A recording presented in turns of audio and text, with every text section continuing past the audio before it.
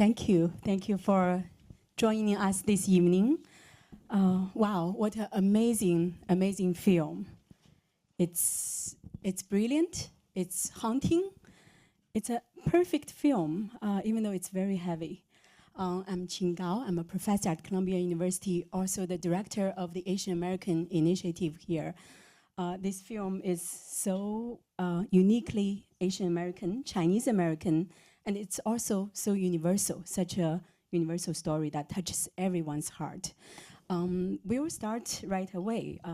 So my first question to my fellow panelists who made this movie for the world is, how did you first get involved in this project? And what does this film mean to you personally? Mynette? Yes, thanks, Jen. I'm Mynette Louie, everybody. I'm the producer of the film, one of the producers. And so this project started when my producing partner, Andrew Corkin, read an article in the LA Times by Frank Shou that really stuck with him and haunted him. And it was a story of this mother and son. And so he immediately went after it and optioned it from the LA Times. But he's a white guy, so he needed to bring on a partner who was, part of the Chinese community, and that, that's where I came in. And so Andrew and I knew each other for a long time, and it just made sense for us to work together. And I also, interestingly, I also read the article when it first came out, and I thought about going after it myself to option it, but I was like, this is so dark. I'm not gonna be able to find the money for this. But the fact that this white guy, read it and also felt the same way I did, I was like, there's something to this, And so we worked together. It took us a year to option this article. And then we brought on Marilyn Fu, who's an alum of Columbia's screenwriting program. And Marilyn and I have been working together on a limited series, and we've known each other for a long time. And so Marilyn did a beautiful job adapting the screenplay.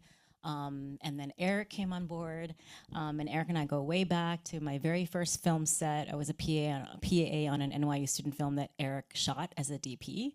And Mark Duplass started, and our DP on this, Lyle Vincent, did sound on. So we go way back.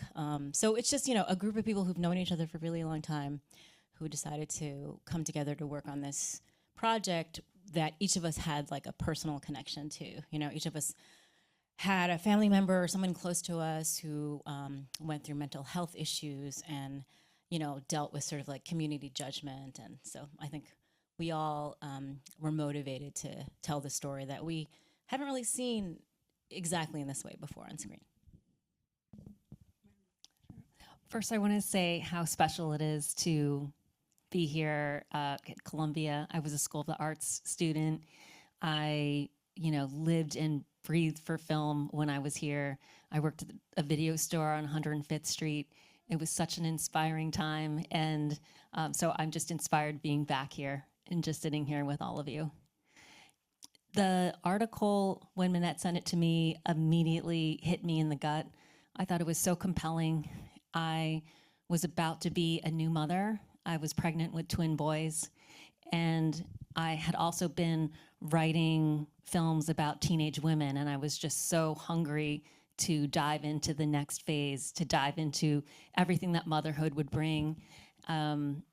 To write a starring role for an Asian woman. I had really become tired of these ensemble pieces where I would try to fit in an Asian character and their family. And so this was just such a challenge and such a delicious opportunity. It was gut-wrenching, but to be able to step into Irene's shoes and try to take people on a journey where if you can't understand what she does at the end, maybe you can understand a little bit of who she was as a person, how she and her son loved each other, and the journey the two of them went on to get to that motel room. Eric, please. So I'm a cinematographer. I've shot a lot of features and documentaries and commercials, and I wasn't looking for something to direct. I wasn't seeking that out. And I'm so happy that Mynette thought of me when they were looking for directors, because I read the script, Marilyn's beautiful script and the article, and it, totally broke my heart. And because I saw my own family inside this story, and it felt like a story that I could tell truthfully and honestly. And, in many ways, the reason I wanted to make it was to break your heart too, because I hope you guys see your own families within the story and can relate to it. So that's what drew me to want to make the film. Amazing, unbelievable. Thank you all so much. This film is so rich, it's so dynamic. It has so many themes that you touch upon. Mother-son relationship. As a mother of a teenager and a preteen, it took me a lot of courage to watch this movie, and it's still very haunting for me. It touches grief, terminal illness, mental health, mass violence, so many different themes, and then they intersect with each other. So if you were to pick one word or phrase to capture a theme that really stands out for you, what would that be? That's a really good question. I think my word would be shame, because there's so much shame when it comes to not just the Asian American community, but like mental health in general. Just so I can share my personal story with this. I had a sibling who struggled. They were on the spectrum and misunderstood because of that. And then they were trans and misunderstood because of that. My family misunderstood them. The community around us misunderstood that.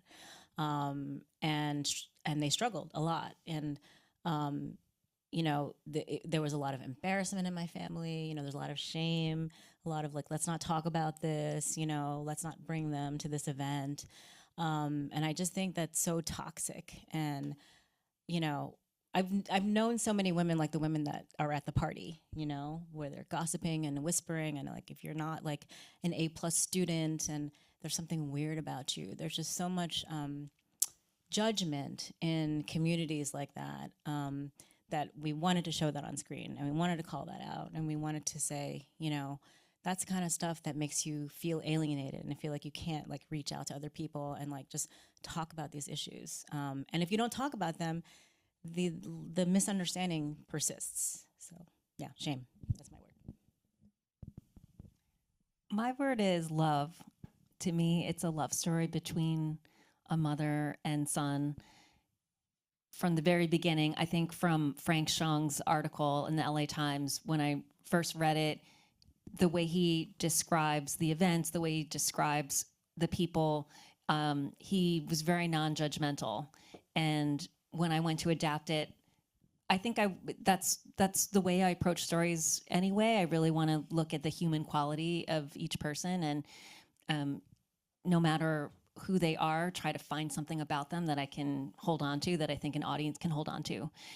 But taking the cue from his article, I, from the very beginning, just wanted to tell the story and not lead the audience into thinking one way or another.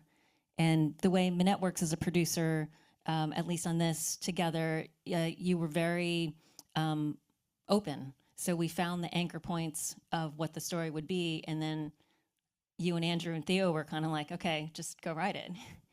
And I think, Eric, you had the same approach. When I watched the first film for the first time, we're not judging or looking at these people in any way. You're allowing the viewer to come to some conclusions, and I really appreciate about that. I think my word would be protection. I think it was important for us, especially to feel Joe's journey, in this, and to get behind him.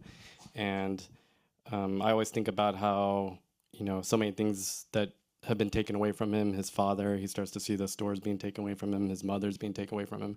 And so we really wanted to ground his sort of condition in something very primal and very, tangible. And I think it's also what drives, Irene, to do what she does, is for fear of Joe's life without her. She can't imagine him to have a healthy life without her, however misguided that is. Thank you all so much. Amazing choices of words and themes. Can we talk about Lucy Liu, Irene? Oh my goodness, what a performance.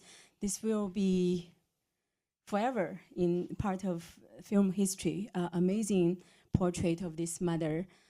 I can so relate. I think any mother can relate to this mother who, in the film, there's one line. She says, "Only I am responsible for him." That's every mother who takes so much on and think every little failure, every hardship of their children is because of the mother, and they blame themselves. I don't know how you wrote the character, how you directed it, how you produced this. Can you talk about this mother figure and what that means for you? I mean, in the film, but in life, when you think about this, also the mother-child relationship. And also whether it's uniquely Chinese or Asian American, or whether it's very universal across different cultures.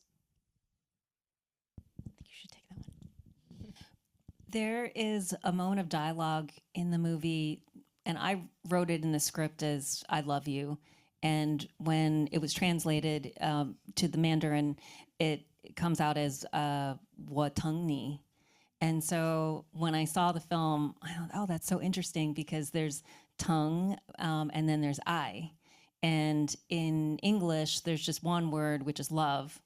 But in the Mandarin, there's different meanings for this tongue and I.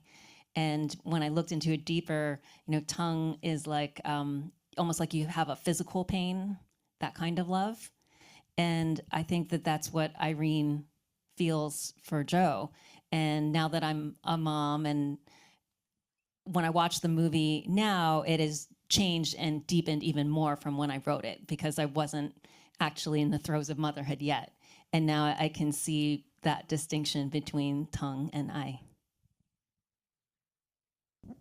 I think also the fact that she's an immigrant, you know, is so is such a major element of the story because of how, you know, alone they are, right? I mean, they're already isolated from their family and their extended family, and so to have that feeling, but then to be, you know, for it to multiply by the fact that you don't have anyone you feel like you can turn to, right?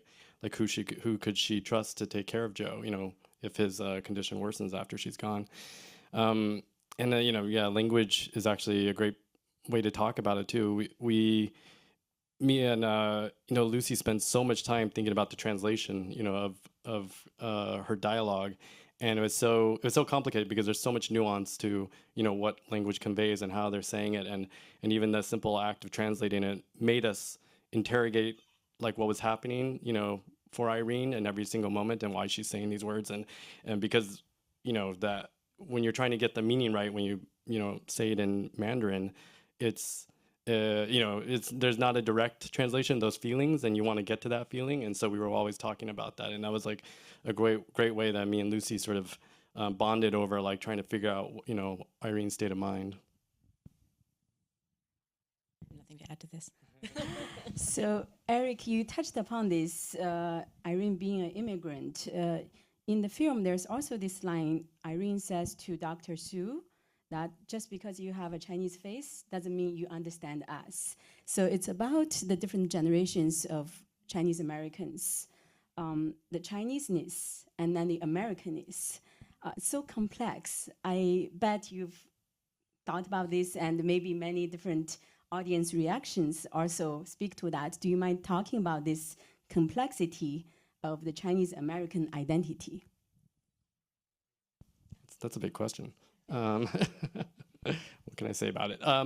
I think it's a way to talk about the intergenerational conflicts without, you know, by hinting at that complexity, but without, you know, it being central to kind of their dynamic. But, you know, I grew up in Southern California. I went to this mall all the time, the ones that we shot in. And there is this weird feeling where, you know, I lived in suburbia, but we would go to Chinatown, we go to Monterey Park, and, you know, you would interact, you'd see people who look like you know, when I was like high school, you know, it was always interesting because I would see people who look exactly like me, but then there's such a vast difference in our experience, right? Like I'm living in the suburb of Thousand Oaks, and then I'm going to Monterey Park in San Gabriel Valley, and, you know, our you know, class comes into it. And so there is this weirdness of being, you know, I think many Asian Americans feel of being othered, right? And on both sides, right? Like we don't quite fit into the immigrant community. We don't quite fit into mainstream American. And so it's yet sort of another form of the isolation that we sort of talk about within the film and try to show, you know, that where you sort of fit is even harder to define in many ways. Yeah, and just to add to that, when we were trying to figure out who's going to write the script, who's going to direct this, Andrew and I interviewed, you know, several different writers and directors, both Chinese American and Chinese. And what was interesting to us was that the takes were so different. You know, the Chinese writers and directors were the filial piety is strong, you know, and they really all wanted to lean into Irene and tell the story from Irene's perspective. And we were insistent, being the Americans that we are, that we gave, you know, we tried to give equal weight to Zhou's story. I mean, it's complicated because, you know, he's schizophrenic and it's hard to access that, but like we did want people to sort of be in his shoes as well. And I think the Asian American writer directors that we talked to understood that. And there's also the whole thing about mass shootings that the Chinese people didn't really get, you know, and just the threat of that, and the whole caregiver dilemma, you know, where, you know, Irene's like, well, if I die, who's going to take care of my child? There's no extended family around to do that. And so it was clear that we had to work with, you know, Asian American writers and directors on this. Yeah. Well, let's talk about Zhou. My heart breaks for him. He could be like any other American teenager. Dreams, aspirations, friendships, and at the same times, the mental health struggle, schizophrenia. And I don't know if it's in the backdrop, but it's very front and center, those shooting drills. Oh my goodness, that's so uniquely American. Yeah. And I think, if anything, this film puts mental health challenges and the treatment and support as the centerpiece of the film. I think we all get it tonight. I know there are many social workers who are here, mental health service providers. So how did you go about researching that? Really trying to show it accurately to the extent possible. As you said, it's hard to capture that. And then what does that say to us, to the world? I read among Asian Americans, about 9% Asian Americans seek mental health services, compared to 18% in the general population. So we are a group who tend to underdiagnose, underutilize, seek help we need. So please talk about this important topic for us. Yeah. Well, at the script stage, writing Zhou's character and portraying his schizophrenia was definitely the most challenging part of the process. And so the first efforts for me with that, I just went broad strokes, and I read books. I found true accounts of young people struggling with schizophrenia. I watched some documentaries. There's actually a wide range of how this can present. And so the first choices I made, I think, went more on the dramatic side. I had, you know, we were much more in Zhou's head, and we were seeing and hearing more of what he was experiencing. And I think, as you know, the screenplay is a blueprint. And so as we went through with the producers and with Eric, this started to become shaved off and simplified. And I do think, Eric, that you brought a kind of joy to Zhou's character. Once, you know, you have to ask, like, when we're seeing his hallucinations, as I had first in the script, is that adding to the love story between mother and son, or is it taking us out of it?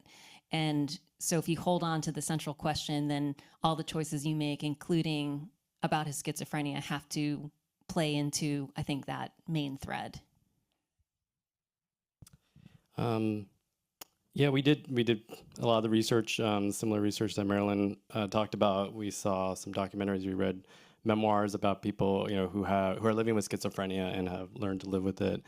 And there was another book, Tanya Frank's Zigzag Boy, which is about a mother caring for her son who has schizophrenia, and how sort of overwhelming it is. But in terms of representation of schizophrenia, what's been amazing since this happened in 2015, but what's been happening, like on YouTube, a lot of people with schizophrenia have been filming their psychotic episodes and sharing it, and as a way to sort of dispel, any stigma around it. And there's a range of how it presents, and some people are aware enough to be able to start to describe it when it starts to come on. Like I'm sensing a presence here.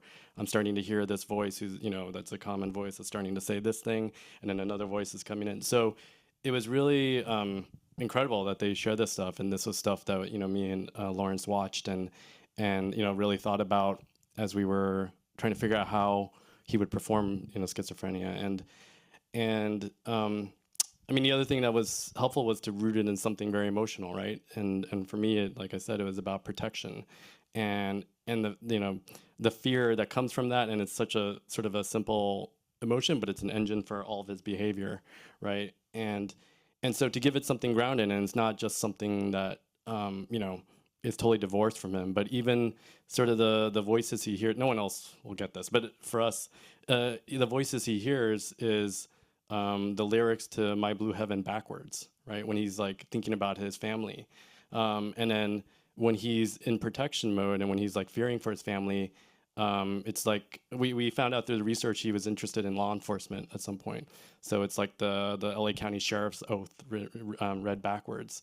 So we wanted to make sure, so these were the things we were talking about when we were trying to build kind of what Joe's experience would be and how it would manifest, and giving it something grounded. And Lawrence is amazing. This is his first feature film. He's only done short films before, so One short. Right? One short before, so we're excited. Short. We're excited to see him do other stuff.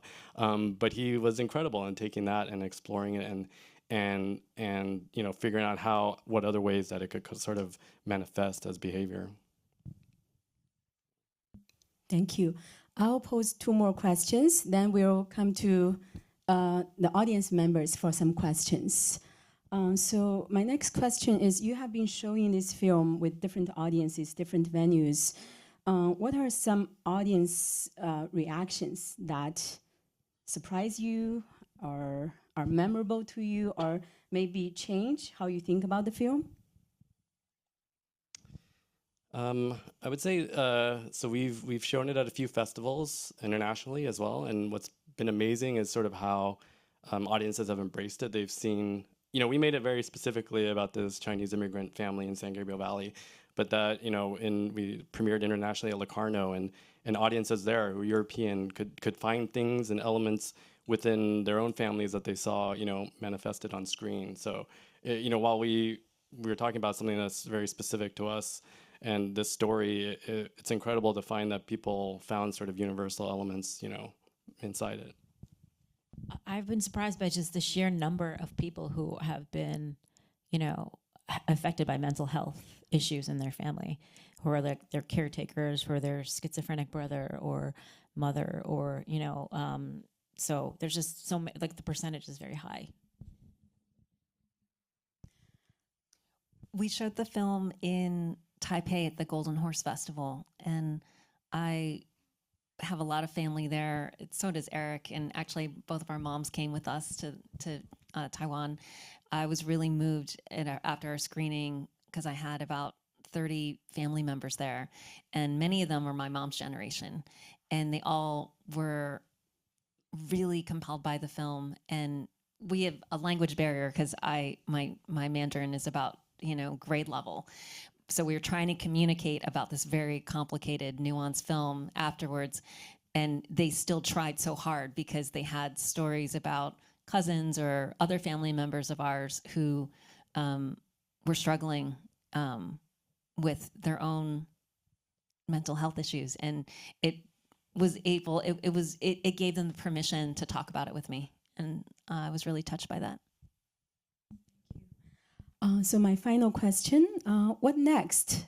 You made this film, I think it really sparks a debate, discussion about the mental health challenges, also how immigrants can try not to be so isolated, to build a system that could support them, or anyone who can build a system to support them when in need. So what needs to happen to have those systems changes, or to mobilize individual and community agency so that we could meet people's needs, we could avoid these kind of tragedies? Yeah, that's a good question. I actually was just emailed 2 days ago by a California state representative who is a bill in California Assembly right now to try to get more funding to support families who are, dealing with relatives who have schizophrenia and other serious mental conditions. So he actually emailed to ask if he could show Rosemead to the constituency who's to vote on this bill. And we've been getting a lot of requests like that, screen at mental health conferences and things like that. So I hope that this film could be used as a tool like that to enact policy change, because there definitely needs to be a lot more funding put toward mental health in this country at every level, city, state, federal. It's clearly there's not enough resource. That's the other thing we realized going on tour with this film is that we have a message saying you should call 988, right? If you're struggling, but the reality is there's just not enough help out there, and the wait lists for mental health illness help is really long, and so there just isn't enough help. So there needs to be more funding put toward that help, and we hope that our film will help. And if anybody has an organization that they want to try to lobby or advocate, and utilize our film to do that, this is what we made it for. So let me know. Yeah, I'd also say, even Frank Schilling's act of writing the article is sort of, mirrors our impetus to make it, where there was a lot of, there's a lot of articles written about the actual event, and they were the headline, right? Like mother kills son, and he had schizophrenia. But Frank, went past that headline, showed us the circumstances, showed us, all the things that sort of arrived at this, this tragedy. And I hope, even when I read stories in the paper about, violent events that involve people who are struggling with mental health, I try to have that sort of same grace, right? I try to see what was beyond the story, if I can find it, and try to understand, because I think we're seeing people at moments of crisis, and the reason why you see that is because there isn't this help that's out there. But what is the events, whatever the years that led up to that person to arrive at that point that they were in that crisis. So that's one way that the film has really changed me, is like I tried it when I hear about them and when I read about events that happened, I tried to dig a little deeper than I would have before. Thank you, everyone. Thank you so much. You, Thanks Eric, for coming. Thank Marilyn, you. and Mynette. And the film is available on VOD now, so tell all your friends, please. Thank you. Good night.